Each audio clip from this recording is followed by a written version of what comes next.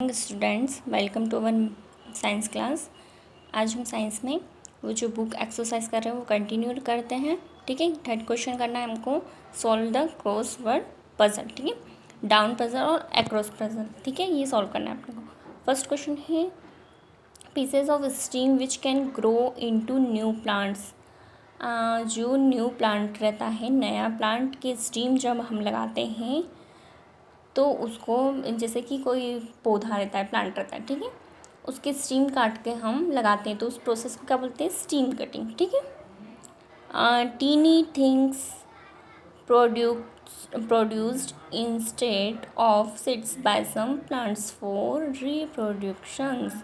ठीक है, जो छोटे छोटे टीनी प्लांट्स रहते हैं, ठीक है, उनको हम जो टीनी प्लांट्स रहते हैं वो क्या रहते हैं, जो एक तो सीड से हम बोते हैं, ठीक है, पौधे को एक तो सीड से लगाते हैं और एक वो स्पोर के द्वारा जाते हैं पौधे। जैसे कि आपने आंकड़े का पौधा देखा होगा, ठीक है, आंकड़े का प्लांट देखा होगा, उसमें से कुछ जैसे वो फुद्दी टाइप निकलता है ना, उसको क्या बोलते हैं? पोर्स। ठीक है, वो पोर्स के द्वारा एक प्रोडक्शन होता है। ठीक है, तो उसको क्या बोलते हैं? Pores production. ठीक है, जो टीनी प्लांट्स रहते हैं।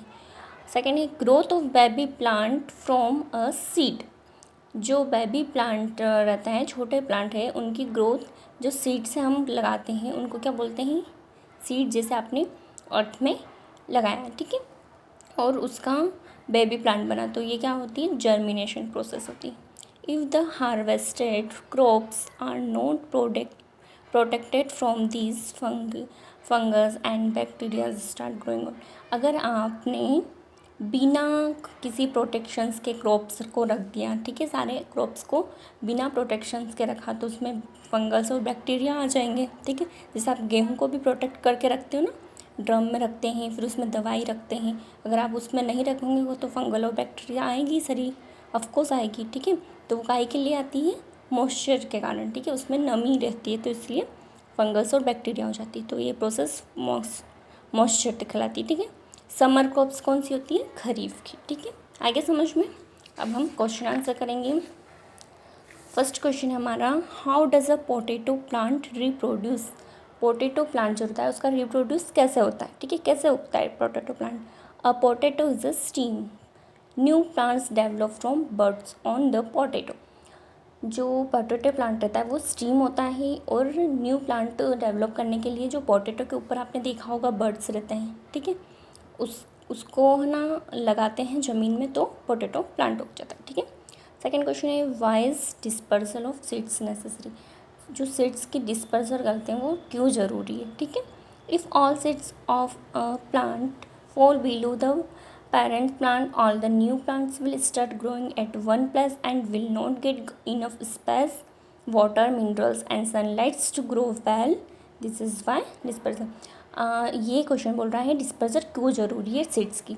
तो क्यों ज़रूरी है? अगर देखो, यदि आप जो मेन प्लांट रहता है, जैसे गेहूं का पौधा है, ठीक है, उसको अगर उसमें से सीड्स निकलते हैं, मेनी सीड्स, एक प्लांट में से कितने सारे सीड्स निकलते, अगर अपन ने और उसका अगर सीड्स सारे नीचे गिर गए तो वो सब एक ही जगह उग जाएंगे।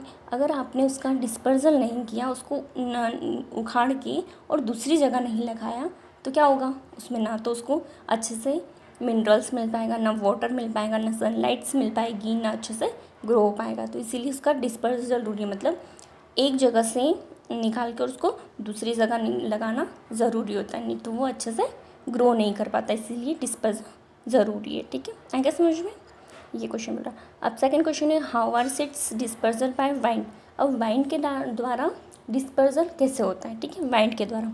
तो seeds dispersal by wind are light and have hairs on wings on them. आपने देखा होगा कि जो प्लांट्स रहते हैं उनके ऊपर हेयर्स रहते हैं, जैसे गेहूँ के ऊपर भी देखा ना, हेयर और विंग रहते हैं।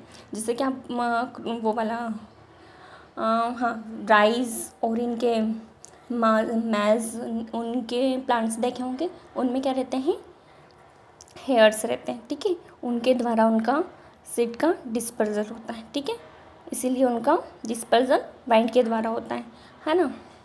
आगे ना समझ में। अब सेकंड क्वेश्चन है, name 3 types of crops. Crops के 3 टाइप्स बताना है आपको। Food crops, fibre crops and oil production crops. ठीक है। Name 2 crops that grow well in summer and 2 that grow well in winter. ऐसे मैं आपको क्रॉप्स बताना है जो विंटर में और समर में उगते हैं। तो rice and maize grow in summer. ठीक है। चावल और मक्का काई में उगते हैं समर में। ऑल्सो जवार एंड बाजरा। और wheat and gram grow well in winter. Wheat और ग्राम काई में उगते हैं विंटर में। Okay, you understand what it. आपको ये आपकी वोकैबुलरी में अच्छे से नोट करना है। ठीक है। Thank you.